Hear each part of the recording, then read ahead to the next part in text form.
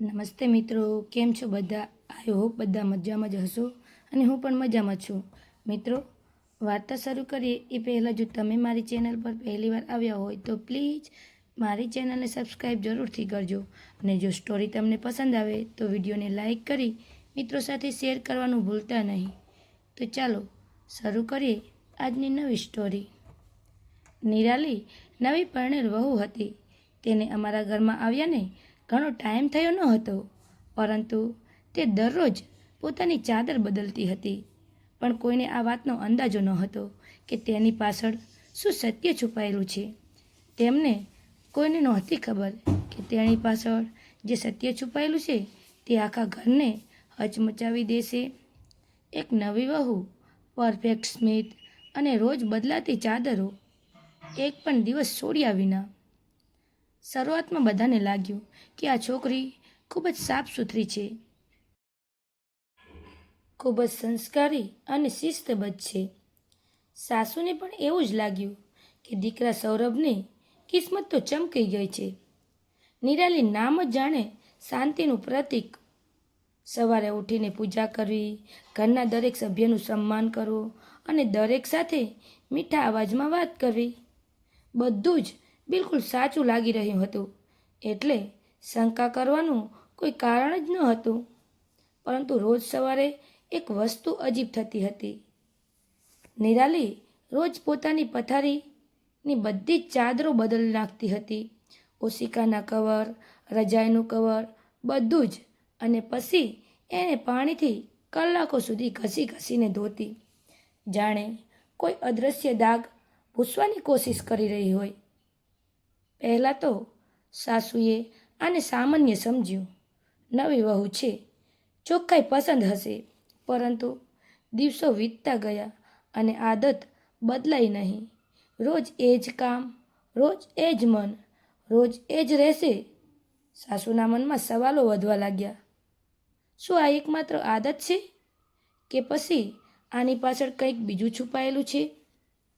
એક દિવસ તેમણે હિંમત કરીને પૂછી જ લીધું કે વહુ, તું રોજ રોજ ચાદરો કેમ બદલે છે? નિરાલી મલકાઈ એકદમ શાંત સ્મિત સાથે બહુ જ સાધારણ જવાબ આપ્યો. માજી, મને ધૂળની એલર્જી છે. પરંતુ એ જવાબમાં કંઈ અધૂરું હતું, કંઈક એવું જે સાસુના ગળે ન ઉતર્યું. કારણ કે વાત માત્ર ચોખ્ખાઈની નહોતી, વાત એ કામની હતી જે રોજે રોજ અટક્યા વિના દોહરાવાઈ જઈ રહી હતી. ધીમે ધીમે સાસુની શંકા વધવા લાગી. હવે તે માત્ર જોઈ નહોતી રહી, પરંતુ તે અનુભવી પણ રહી હતી કે આ ઘરમાં કંઈક ચૂકવામાં આવી રહ્યું છે. અને પછી એક દિવસ તેમણે નક્કી કર્યું કે હવે તે માત્ર પૂછશે નહીં પણ જોશે. એક દિવસ તેમણે બહાનું કાઢ્યું કે હું બજાર જઈ રહી છું. દરવાજો બંધ કર્યો, પરંતુ પગલાં બહાર ન ગયા. તે ચૂપચાપ પાછા ફર્યા. ઘરમાં સન્નાટો હતો. વહુ પોતાની દિનચર્યામાં વ્યસ્ત હતી. બધું સામાન્ય દેખાઈ રહ્યું હતું. પરંતુ સાસુનું દિલ હવે સામાન્ય નહોતું. તે ધીમે ધીમે આગળ વધ્યા. રૂમ પાસે પહોંચ્યા. દરવાજો અડધો ખુલ્લો હતો અને પછી તેમણે અંદર ડોકિયું કર્યું. હવામાં એક અજીબ ગંધ હતી, ભારે, અસ્વસ્થ કરી દે તેવી. તેમના પગલાં અટકી ગયા. તે અસ્વસ્થ થઈ ગયા. દિલ જોરથી ધડકવા લાગ્યું. પથારી પર એ જ ચાદર પથરાયેલી હતી જેને સવારે જ બદલવામાં આવી હતી. પરંતુ આ વખતે માહોલ અલગ હતો. કંઈક એવું હતું જે પહેલાં ક્યારેય નહોતું. સાસુએ ધીમેથી થોડા આગળ વધ્યા અને ચાદરનો એક ખૂણો ઉઠાવવા જઈ રહ્યા હતા કે અચાનક તેમના મનમાં એક ડર ઊભો થયો કે શું તે આ જાણવા માટે તૈયાર છે? શું આ સત્ય તેમને હંમેશા માટે બદલી નાખશે? તેમના હાથ ધ્રુજી રહ્યા હતા. આંખો ભીની થઈ ગઈ હતી અને જાણે રૂમની હવા ભારે થઈ ગઈ હતી. એક પળ, બે પળ અને પછી તેમણે આગળનું પગલું ભર્યું. ત્યાર પછી જે સામે આવવાનું હતું તેણે આખા ઘરની સચ્ચાઈ બદલી નાખી હતી. સાસુના ધ્રુજતા હાથ ચાદરના ખૂણા સુધી પહોંચ્યો. તેમણે આંખો બંધ કરી. એમણે ઊંડો શ્વાસ લીધો અને એક ઝાટકા સાથે ચાદર હટાવી દીધી. અને પછી સામે જે દ્રશ્ય હતું તેણે તેમના પગ નીચેથી જમીન ખેંચી લીધી. તેમના હાથમાંથી ચાદર છૂટી ગઈ અને મોંમાંથી એક ભય જેવો અવાજ નીકળી ગયો. સફેદ ગાદલા પર લોહીના મોટા મોટા લાલ અને કથ્થઈ દાગ હતા. અમુક દાગ જૂના હતા જે ધોવાઈ ધોવાઈને ઝાંખા પડી ગયા હતા, પણ અમુક દાગ તો હજુ પણ તાજા જ હતા. એ અજીબ ગંધ એ કોઈ દવા કે કેમિકલની નહોતી, એ તો તાજા લોહીની ગંધ હતી. માજી, પાછળથી એક ડરેલો ધ્રુજતો અવાજ આવ્યો. સાસુએ પાછળ ફરીને જોયું. નિરાલી દરવાજા પાછળ ઊભી હતી. તેના હાથમાં ધોયેલા કપડાની ડોલ હતી જે હવે જમીન પર પડી ગઈ હતી. તેના ચહેરા પરનું પેલું પરફેક્ટ સ્મિત ક્યાંક ગાયબ થઈ ગયું હતું અને તેની જગ્યાએ એક ભયાનક ડર છવાયેલો હતો. આ શું છે નિરાલી? આ કોનું લોહી છે? અને તું આ રોજ કેમ છુપાવે છે? સાસુનો અવાજ ફાટી રહ્યો હતો. નિરાલીએ નજર નીચે કરી લીધી અને બોલી, કાંઈ નથી માજી, મને રાત્રે નાકમાંથી લોહી પડવાની બીમારી છે. હું નહોતી ઈચ્છતી કે તમે અને સૌરભ મારી ચિંતા કરો, એટલે હું.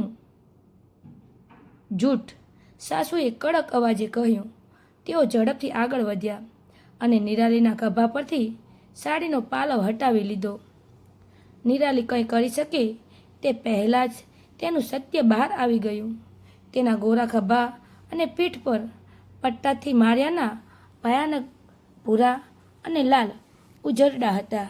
તેના કાંડા પર કોઈએ જોરથી પકડ્યાના નિશાન હતા. સાસુની આંખો પહોળી થઈ ગઈ. આ કોણે કર્યું? મારા સૌરભે? નિરાલી હવે પોતાને રોકી ન શકી. તે સાસુના પગમાં પડીને રડી પડી. માજી, સૌરભ બહારથી જેટલા શાંત દેખાય છે, રાતે રૂમનો દરવાજો થતાં તે એટલા જ ખતરનાક બની જાય છે. તેમને નાની નાની વાતમાં ગુસ્સો આવે છે અને પછી તે મને મારે છે.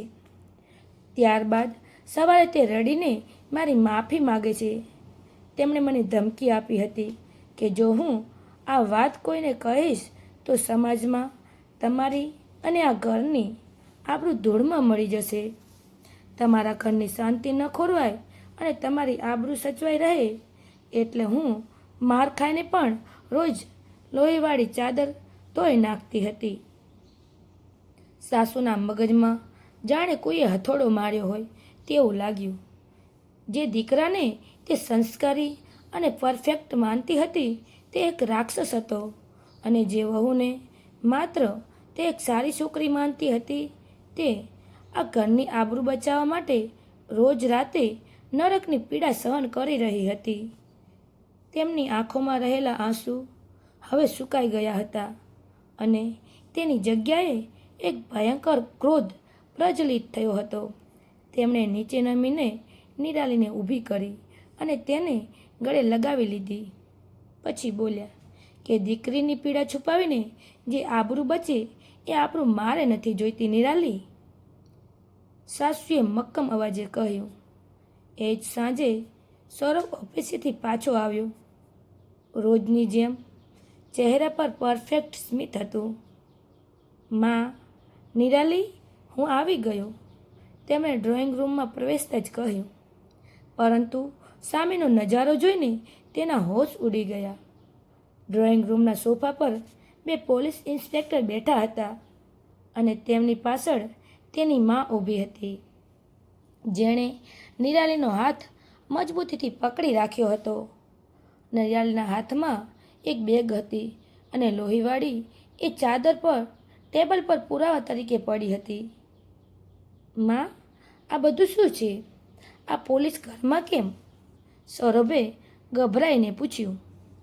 સાસુએ આગળ વધીને સૌરભના ગાલ પર એક જોરદાર થપ્પડ મારી દીધી, જેનો અવાજ આખા ઘરમાં ગુંજી ઉઠ્યો. આ એક રાક્ષસનો અંત છે અને મારી દીકરીના નવી જીવનની શરૂઆત છે, સાસુએ કડકડાટ અવાજે કહ્યું.